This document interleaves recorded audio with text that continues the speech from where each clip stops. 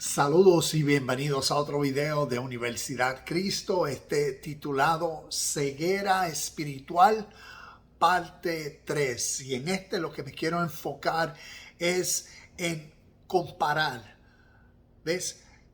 Términos espirituales que nosotros conocemos y estamos familiarizados según el Nuevo Testamento, según las enseñanzas de Jesús. Y lo que quiero es compararlos con los términos espirituales originados en el Oriente y que cada uno de estos términos en el Oriente significa y representa. ¿Y por qué esto es importante? Porque cuando hablo del Oriente, estoy hablando de historias inspiradas por Dios como el canto del Señor, el Bhagavad Gita, que son historias espirituales que antecedieron los génesis de la historia del antiguo cercano Oriente y el génesis que tenemos en nuestra literatura.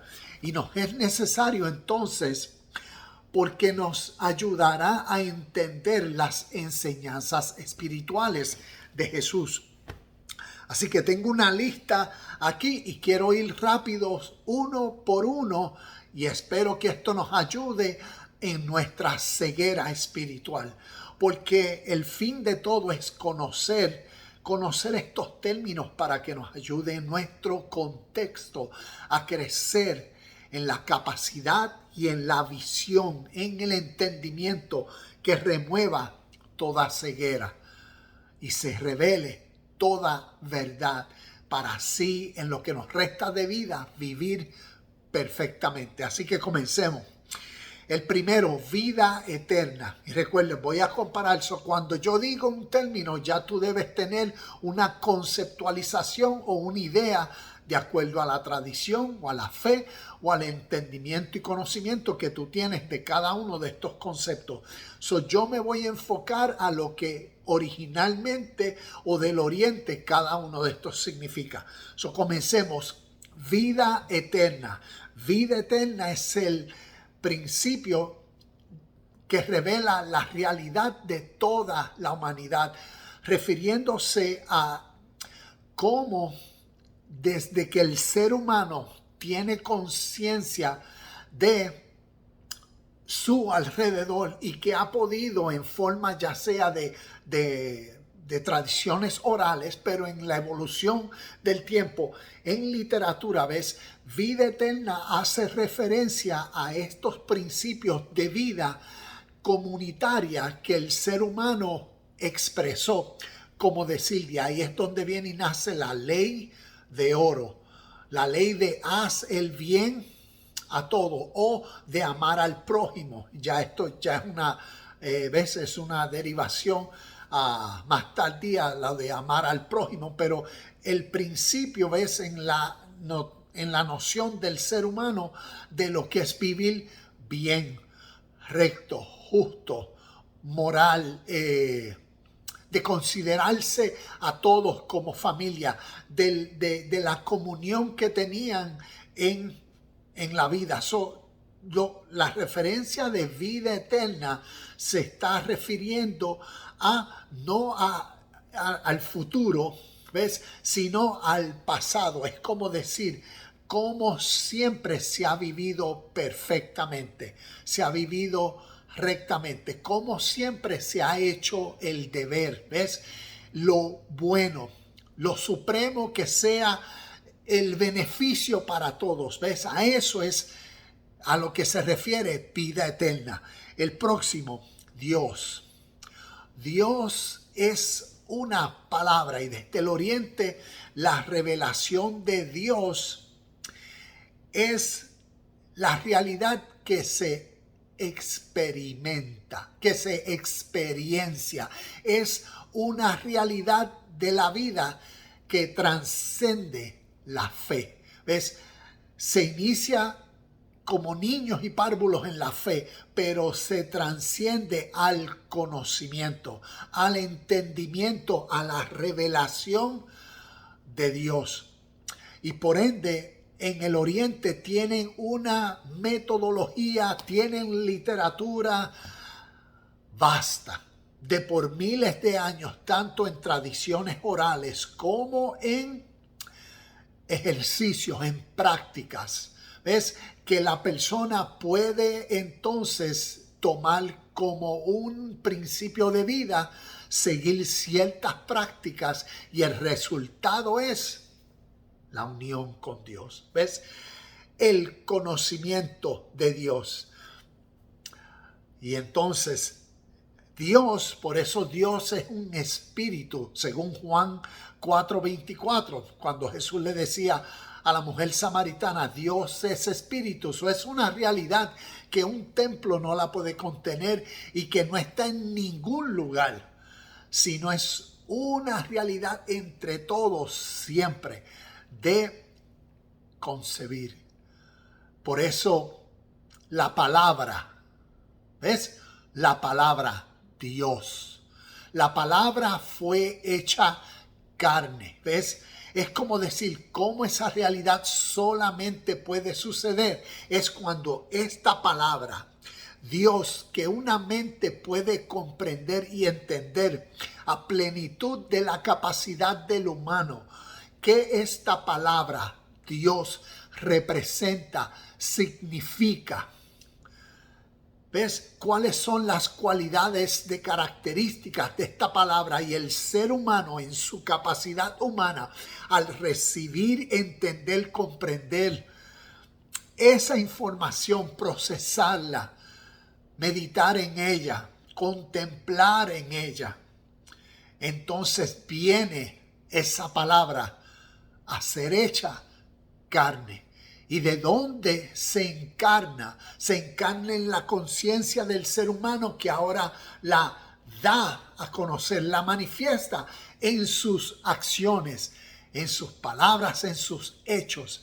Y por eso la palabra era Dios. Y la palabra fue manifestada a los hombres en Jesús, que fue el hombre que contenía la revelación de Dios, que vino a dar a conocer a través de sus acciones. Entonces el Espíritu Santo tiene que ver con el aliento de vida. Es como decir, el sentir que la palabra carga, el sentir que al ser entendido causa, ¿ves?, el ánimo dentro del ser humano, el motivo a la acción que va incongruente a la palabra, y todo tipo de cualidad, característica, atributos que esta palabra Dios contiene. ¿Ves? Ahora el Espíritu Santo es todo lo que va alineado en acción, pensamiento, ¿ves? Pero más aún en el ánimo, en el sentir, ¿ves?, que motiva a la persona a la precisión de el deber, de la acción correcta, porque va en unión con la palabra. Todo es una ley centralizada dentro del ser humano, y eso es lo que causa, ¿ves?, el espíritu que santifica a una persona, que lo separa, ¿ves?, porque por cuanto contiene en su mente entendimiento, la revelación y conocimiento de Dios, ahora en sus acciones demuestra santidad, demuestra una diferencia a la normalidad de personas ignorantes de estas verdades. El Espíritu Santo, el aliento de vida, es como es conocido en el Oriente, aliento de vida. Mira qué cosa, acá en el Occidente se llama el Espíritu Santo o Espíritu de verdad. Seguimos con Cristo. Cristo sabemos que es ungido de Dios. Cristo en el Oriente es Krishna, y es la misma esencia que Krishna. Cristo representa el Espíritu de Dios dentro del ser humano. ¿Ves? Es como decir, la sabiduría de Dios dentro del ser humano. A eso se le da el título de Cristo, porque Dios, como es un espíritu, pues el unigénito Hijo de Dios es un espíritu también. ¿Ves? Por eso es como Juan capítulo 6, versículo 63 dice, Cristo es un espíritu que da vida. Entonces, ¿sabe? Estamos hablando de historias y cómo en la historia han hecho conocer verdades internas del ser humano, cómo el ser humano procesa la vida y sus experiencias y las han puesto en terminología de literatura, ya sea poética, ya sea metafórica, ya sea simbólica, ¿ves? Pero que representan unas realidades internas del ser humano y representa aún más la realidad de entonces cómo el ser humano conduce su vida en el deber, en la justicia o en la perfección de la capacidad que el ser humano tiene en sí mismo al conocerse a sí mismo y conocer lo valuable, lo que más tiene valor. En este caso, Dios, el reino de Dios, este espíritu de vida, el unigénito Hijo de Dios que viene a ser el Cristo, el espíritu y la sabiduría eterna de la perfección dentro del ser interior, que ahora es consciente. Y un Cristo, ese es el título que se le dio a Jesús. Tú eres el Cristo. ¿Ves? Tú eres el Cristo, el Hijo del Dios, de Dios viviente. Y así Jesús fue, como decir, el ejemplo para que todo aquel que sea como Jesús fue, tú y yo, podemos ser un Cristo. ¿Ves? Porque es un ungido de Dios, es un hijo de Dios, es un término espiritual que se le da a una persona que ahora actúa, vive, piensa en unión con la perfecta realidad que concibe en su mente, que es Dios. Y así Cristo dio a conocer al Padre. Y así es como del Oriente enseñan estas realidades que traen luz al Nuevo Testamento y a todos estos términos que vemos en el Nuevo Testamento. Y continúo entonces, también como Primera de Corintios capítulo 15, versículo 45, también hace referencia a Cristo como un espíritu de vida y de vida eterna. Entonces, el Padre y yo somos uno. Entonces, por eso tenemos a un ser humano, ¿ves? Tenemos a un ser humano con la conciencia divina en suprema unión hacia la perfección. Eso es lo que está diciendo cuando dice el Padre y yo somos uno. Él está diciendo yo hago, obro, hablo, pienso en congruencia, en perfección, en línea, en la rectitud de mi Padre, de lo más que yo valoro. Por eso es como él decía, un reino dividido. Yo no puedo pensar en que soy amor y voy entonces acá a causar caos, a maldecir, a odiar, a hacer todo lo que va en contra de lo supremo que yo tengo. Por ende, si Dios es perfección, amor, luz, paz, pureza, todo lo que yo hago, ¿ves? Yo y el Padre somos uno. Entonces lo que está diciendo es pasado a las acciones. Soy uno con esto supremo que contengo, ¿ves? Y mis acciones dan a conocer. Por eso él decía, quien me ha visto a mí, quien ve mis acciones, ve a mi Padre, ve a la conciencia suprema. Y es el ejemplo que él vino a dar a conocer de estos términos espirituales a personas que estaban ciegos espiritual al espíritu de vida eterna, que eran tradiciones de culturas orientales que su gente no conocía, porque ellos estaban cimentados en su literatura, en su génesis, en sus historias, en su Dios, en sus promesas, y desconocían del espíritu de vida eterna de todos, el cual Jesús, como Cristo, vino a dar a conocer este espíritu y esencia en la vida, y por eso vino a revelar la ceguera, vino a sacarle las escamas, vino a romper el velo. ¿Ves? Toda esta simbología vino a levantarlos a los muertos. ¿Ves? Y vamos a seguir. Por eso el Padre y yo somos uno en Juan 10:30. Él no estaba diciendo yo soy Dios. Jesús nunca dijo yo soy Dios. Y voy a hacer unos videos concernientes a eso, significativo. Pero decir yo y el Padre somos uno está diciendo soy una esencia con la verdad suprema que contengo y por eso vivo. Por la experiencia de Dios que Jesús, a través de las enseñanzas espirituales que recibió en el Oriente, vino a dar a conocer la realidad del Padre de todos.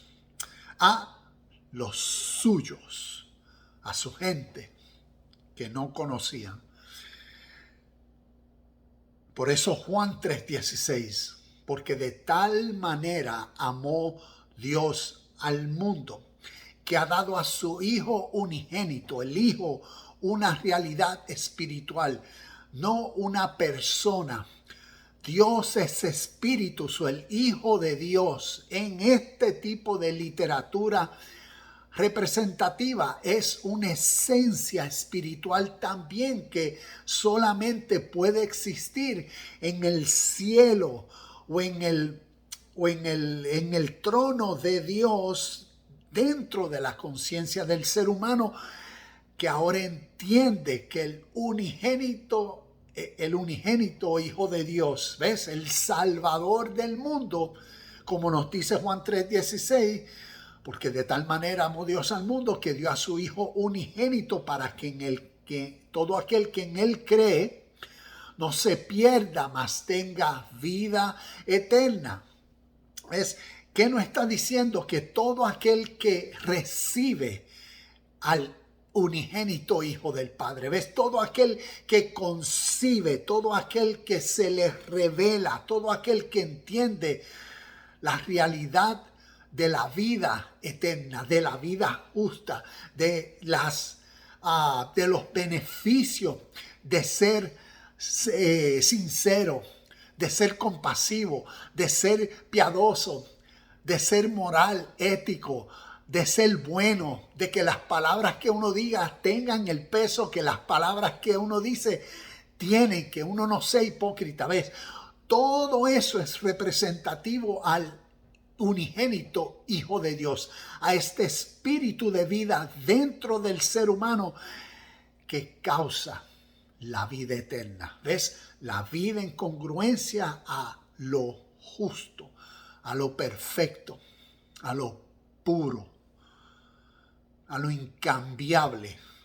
Es el espíritu que no condena, ¿ves? Por eso en todo aquel que en Él cree, que lo recibe, que lo entiende, no verá separación, muerte, condenación jamás, porque ha pasado de la muerte, de la ignorancia a la vida. Entonces, por eso vemos como muerte espiritual o ciego, refiriéndonos a lo mismo, personas ignorantes de la realidad del espíritu de vida eterna, ¿ves?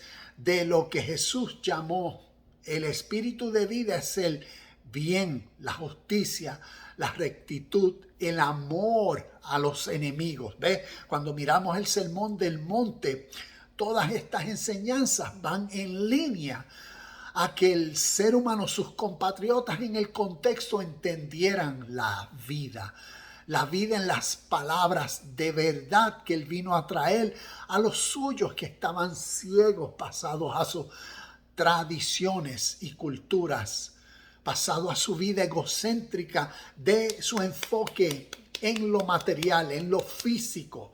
Querían un reino físico. Y Jesús vino a hablarle del valor supremo del espíritu, del reino interior, que necesitaban descubrir, reconocer y alinearse, porque independientemente que conocieran o no, siempre vivirían las consecuencias. Siempre cada cual recibiría el fruto, ¿ves?, de sus acciones. Entonces, por eso estaban muertos espiritual. Y entonces vino a dar vida y a dar a conocer, a remover el velo. Y por eso vemos como nacer de nuevo cuando Jesús le dijo a Nicodemo, ¿ves? O estos términos espirituales, tienes que nacer de nuevo, tienes que dejar tu vieja forma de pensar, tus tradiciones, tus costumbres y todo eso que tú crees que es, en realidad no es, según la historia. Pero también nosotros tenemos que hacer inventario y reconocer que muchas de las tradiciones, costumbres que hemos estado tan familiarizados, que nos han formalizado desde nuestra niñez hasta ahora, para muchos es solo eso, una tradición de rituales semanalmente, de rudimentos, y presentan como que una vida en el mismo lugar. Y a estos términos históricos, espirituales, todavía siguen en las tradiciones, pero siguen ciegos a el entendimiento y revelación de estos términos. Entonces, por eso es necesario nacer de nuevo, es necesario aprender, es necesario el conocimiento, el vino nuevo, ponerlo en los odres viejos. Ser bautizado en el Espíritu Santo y fuego. Y he hecho videos concernientes a esto. Y tiene que ver, bautizado es una persona que ahora es enseñado. ¿Ves? Alguien que aprende algo nuevo. Un bautismo es como decir el conocimiento que causa ahora la revelación, el entendimiento y la nueva mentalidad, que eso es lo que se refiere a nacer de nuevo o a una nueva vida. O murió y resucitó por el agua, refiriéndose al agua como símbolo del conocimiento que limpia, la purificación que es en la enseñanza de un maestro ya espiritual con la sabiduría que ahora le imparte al nuevo discípulo, y así es que su mente es renovada, ¿ves? Y pasa de muerte a vida. Y el fuego en representación simbólica del conocimiento, que el fuego consume la ignorancia que una persona tenía. Y recordemos en el contexto histórico, el árbol y sus frutos, ¿ves? Estamos hablando de estas enseñanzas espirituales. Son un árbol. Sabemos que el árbol representa al ser humano y sus frutos, ¿ves? Damos frutos, y como Jesús decía en Mateo capítulo, entiendo que 7:20, si no me equivoco, que por sus frutos los conocerán. ¿Ves? Puedes ver a los seres humanos y saber por sus acciones qué semilla contienen en su ser. Y esto es, ¿ves?, simbología espiritual. Acá en el Bhagavad Gita, en el capítulo 15, tenemos el Ashvata, el árbol de la vida. Una tremenda historia que necesitamos conocer, el árbol de la vida. Y está hablando del ser y los frutos que dan. Y cuando uno ve las terminologías que Jesús utilizó, ¿ves? La única referencia que nosotros tenemos es el Viejo Testamento. Pero el Espíritu Eterno nos es necesario conocerlo desde el origen, el oriente, para entender el por qué Jesús vino a los suyos. Entonces, el templo de Dios, refiriéndose a que al ser, no un lugar, no una montaña, no un canto de cemento, no una pared en una tierra específica, no. La iglesia, el templo, el ser interior, que ahora como templo de Dios, ¿ves?, es quien único puede recibir el reino de Dios, ¿ves? Puede ser administrado o puede administrar su vida en el reino de Dios. en la conciencia de Dios, en la realidad de todos los atributos, cualidades específicas que el reino de Dios contiene. Y basado en ese reino cambia de las tinieblas al reino de luz, de vida eterna. La casa de mi Padre, cuando dijo Jesús que decía, en la casa de mi Padre muchas moradas hay. Recordemos que en este tipo de literatura no se está refiriendo a las nubes o al cielo, a un lugar físico, ¿ves? Que es la conciencia occidental que nosotros tenemos de todos estos términos espirituales que a veces se nos hace difícil entender por la ceguera espiritual, ¿ves? Por cómo hemos sido condicionados a ver todos estos textos de una forma con la fe, con la esperanza de lo físico, ¿ves? Del reino físico. Dios es un espíritu, pero es un espíritu físico, ¿ves? Y por eso todo el anhelo y todo es saberlo allá en el cielo y todas las canciones emocionales y hermosas, pero para allá, después de las montañas, cuando muramos, como la esperanza del futuro, ¿ves? Las moradas celestiales, las mansiones celestiales en la casa de mi Padre, cuando en realidad en el oriente a todo lo que se está refiriendo es en la casa de mi Padre, refiriéndose al estado mental que una persona tiene dentro de sí mismo al concebir, al conceptualizar, al entender, ¿ves?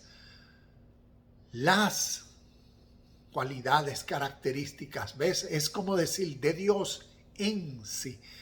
Es como decir aquel que contiene la paz que supera todo entendimiento. ¿Ves? Es donde uno descubre esa paz. Donde uno descubre el tesoro escondido. ¿Ves? ¿Dónde están todas estas realidades? ¿Dónde se encuentran? ¿En una bodega exterior, en un templo, en un ayuno, en un retiro? No, se encuentran dentro del ser que a sí mismo los experimenta. Y en esa experiencia dentro de sí mismo, en la meditación, en la contemplación de recibir la realidad o el espíritu de esta vida que causa el ánimo hacia la acción, hacia el fruto, hacia las riquezas en la casa de mi Padre, del estado de un bendecido, con toda bendición espiritual. ¿Dónde?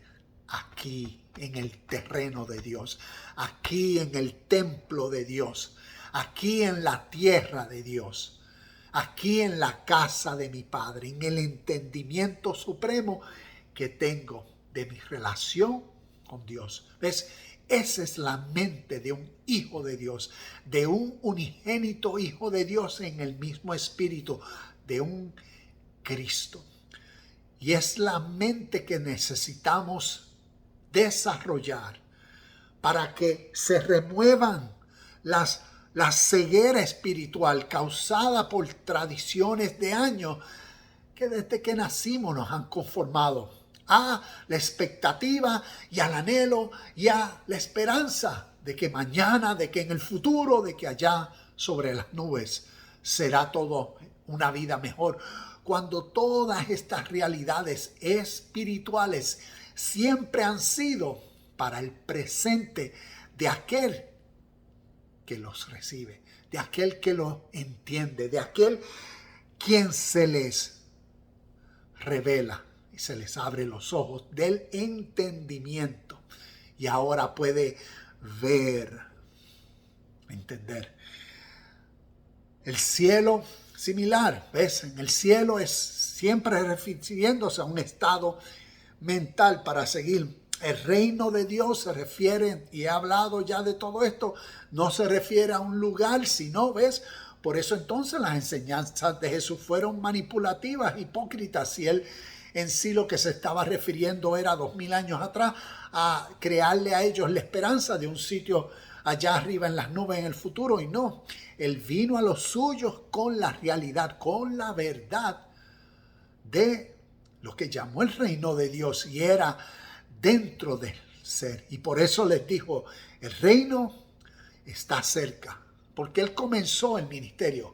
Después el reino está entre vosotros, porque en medio de él, ves, ya llevaba tiempo manifestándoles la realidad, tanto en enseñanza como en sus acciones. Pero después dijo, el reino está en vosotros, dentro de vosotros. Inclusive después cuando terminó y dijo, yo me iré, pero les dejaré un abogado, el Espíritu de vida que os revelará. Como decía en Juan, ahora me veréis, pero después no me veréis, pero después me veréis. ¿Ves? Refiriéndose a, estoy con ustedes físicamente, me ven, después me voy a ir. La muerte o se fue. Y después, ¿cómo lo vieron? A Cristo dentro de ellos. Él, en la comprensión de sus enseñanzas y su ministerio en la vida de cada uno de ellos, en su proceso natural de comprensión de cuando se les reveló, de cuando cada uno de sus discípulos en su tiempo, ¡wow!, lo vinieron a entender, lo vinieron a ver. Visión espiritual que les removió la ceguera del espíritu. Por eso siempre está con vosotros hasta el fin del tiempo. Esta realidad nunca se acaba. Entonces, ver a Dios, hemos hablado de eso en muchos de los videos, como decía Mateo 5:8, el puro de corazón verá a Dios. ¿Ves? Ver a Dios es entender, y esto te promueve motiva a la unión en acción, y en eso es que se da a conocer a Dios, porque es lo que se percibe y se entiende, cómo se ve, se entiende a Dios, o ver a Dios. Y a través de las escrituras, esto es algo bien significativo, ¿ves? Estas enseñanzas espirituales especial, ver, visión espiritual, es suprema en el Nuevo Testamento, porque no está hablando de ver o de entender. Y así, ahora vamos a entrar a algunos de estos términos ya en esta lista. Términos como el diablo, demonios y Satanás, o diablo, siempre en la historia desde el oriente al occidente, diablo se está refiriendo a la naturaleza interna egocéntrica dentro del ser humano. Es como lo que llamaríamos en la Biblia, ¿ves?, la naturaleza pecaminosa. Y tiene que ver con el proceso dentro del ser humano, cómo procesa sus sentimientos, sus emociones, sus deseos, sus impulsos, ¿ves? Su egocentrismo en lo que quiere para mí. Siempre el ser humano usualmente está en su egofocovisión de lo mío. Esto me lo merezco. Quiero que me pase esto. Quiero tener esto. Quiero conseguir esto. ¿Ves? Siempre está ese egocentrismo, y ese egocentrismo nos ciega de la realidad de todos, de la hermandad, de la justicia,